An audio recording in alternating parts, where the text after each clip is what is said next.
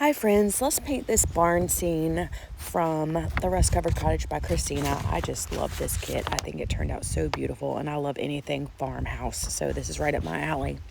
So I'm separating my pieces. You do have two options for your wreath. You can have it with the bow or without the bow, and then there's an extra little window for it too.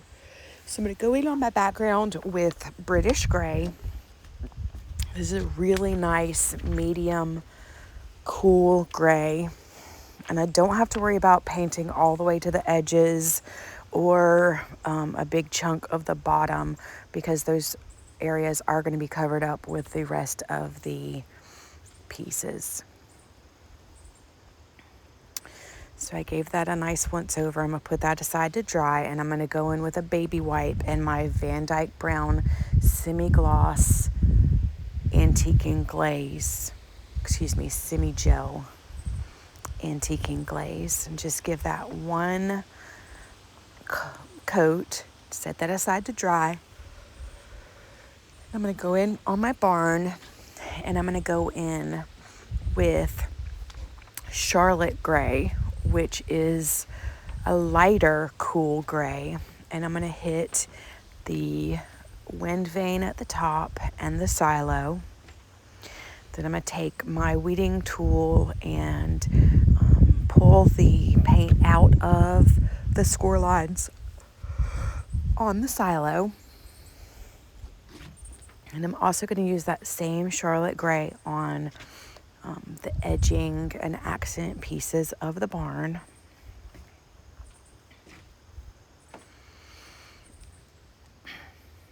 Hitting all that with just one coat because I'm going to distress it heavily, so I didn't feel like I needed to put a second coat on it.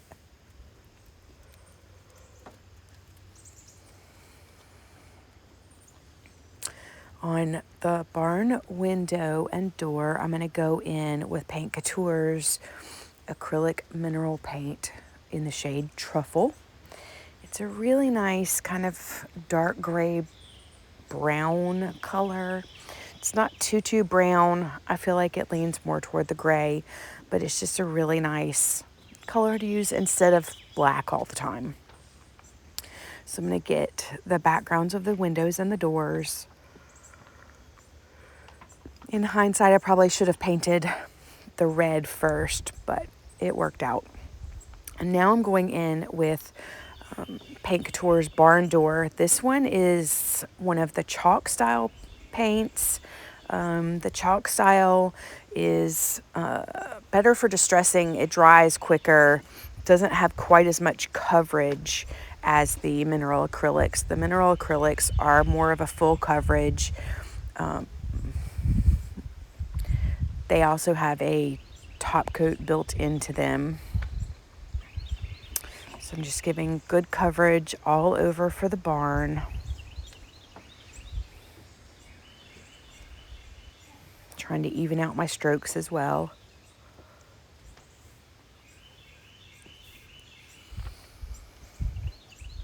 Then I'm going to take my weeding tool and clean out those score lines. These score lines on the barn are deeper score lines, so they cleaned up much easier. And I'm going to set that aside to let that dry. And we're going to go back and put a second layer of British Gray on the backboard.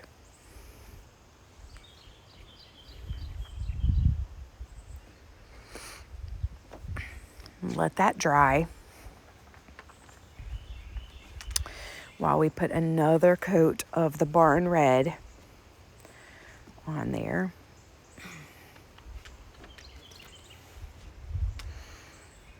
Got a little too much on the silo, so I just wiped that up.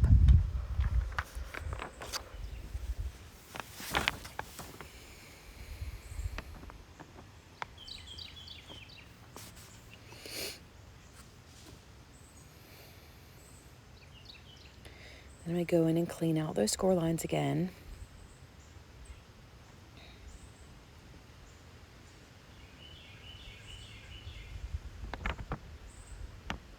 This works better when the paint is wet to go ahead and get those score lines cleaned out.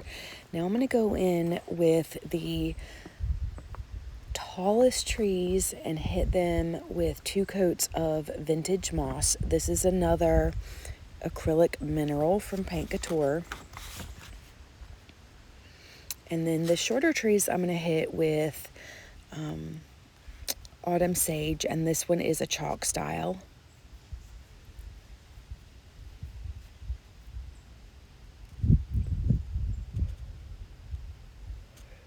I like both the acrylic mineral and the chalk style paints. I love anything from Couture, I'll be honest. It's so rich and so smooth. It goes on like butter. I'm going to hit the bow with that barn door, and then I had a little piece that needed to come out, so I just kind of used my weeding tool to pop that little piece out, and then cleaning out around the knot on the ribbon and getting another layer of the vintage moss and getting that on the wreath as well. Then hit another layer of the autumn sage.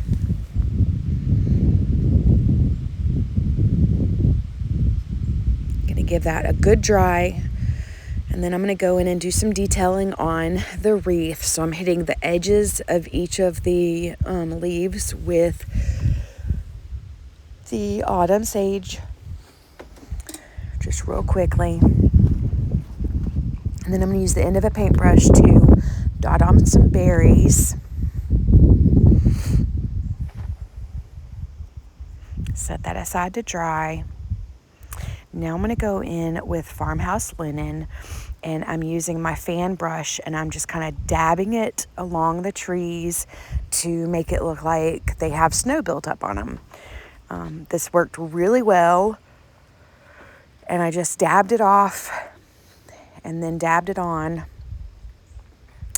just kind of trying to angle out the way branches do, and then also trying to go up through the middle with halfway straight lines, just to kind of make it not so uniform, I guess. And then I hit the edges of the bow and put some cute little dots on the bow. And then I'm going to hit the edges of the wreath, and I decided to go all in on the wreath. I'm going to set that aside, and I'm going to use that same fan brush, and I'm just going to swipe down the score lines. It looks a little crazy right now, but I'm going to wipe it back with a baby wipe, because I really just wanted the white to be in the score lines as an accent, kind of how wood weathers as it ages, and just to really pull out that look. Now I'm going to go in, I've got a piece of parchment paper and that same farmhouse linen, which is acrylic mineral, and I'm going to splatter it all across by hitting the brush with my weeding tool. Give that a really good dry. Didn't want to move it before I gave it a dry, just making sure I had everything mostly covered before I moved on. I'm going to give the backboard, now that it's dry, a coat of the dead flat to take out that shine. Set that aside to dry, and I'm going to heavily distress those pieces of the barn accent. And I actually forgot a piece and had to go back in with my fingers later. I'm going to get that silo, really hitting those score lines. And then again, I'm going to kind of just brush over the score lines and some areas and buff it out with my hand as I need to. And then I'm going to go over the whole barn with the dead flat. And then I'm going to go over all my pieces after I distress the edges with Debi's DIY. It's my favorite wax to distress with. It is the dark wax. Now I'm going to hit it all with the dead flat top coat. Dead flat takes out all that shine and gives it a little layer of protection. There I am, finishing the distressing real quick. Giving all of that a really good dry before I start assembling. And I'm going to use my art glitter glue. I love this glue because it doesn't stick my fingers real bad, and it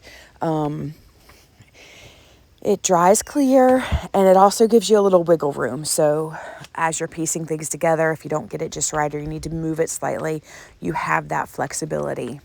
And I did miss a little spot, so I just filled that in with that British gray, and I'll go back and put a little bit of top coat on that later. And I'm just fitting the pieces together like a puzzle. Start on one side and move to the other. These kits are cut so well that they fit perfectly together. Fitting those edges on, and I missed a little spot with my red, so I'm gonna touch that up real quick and keep going with the pieces. I love all the layers to this and just how dimensional it is. Getting all my windows on. And you'll see as I put this door together that I did have to kind of wiggle those vertical pieces over to make them fit perfectly with the horizontal piece. And I'm just wiping up that paint. Even though it dries clear, I didn't want to have any bubbles or anything. So putting that wreath on. And now I'm going to add the top layer of trees. And I'm really trying to make sure that they are where they're supposed to be and not hanging over the edge of the frame at the bottom. And there you have it. I love, love, love this scene. And there it is in the sunshine. I hope that you love it too. And if you enjoyed this video, please be sure to subscribe and like. Thanks for watching.